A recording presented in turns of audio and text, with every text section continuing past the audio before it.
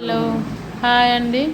ఇది వచ్చి డియర్ పార్క్లో మా చెల్లె వాళ్ళు, తమ్ముని వాళ్ళు, మేము, మా పప్ప, మేమైతే అందరం కలిసి డియర్ పార్క్ అయితే వెళ్ళినాము.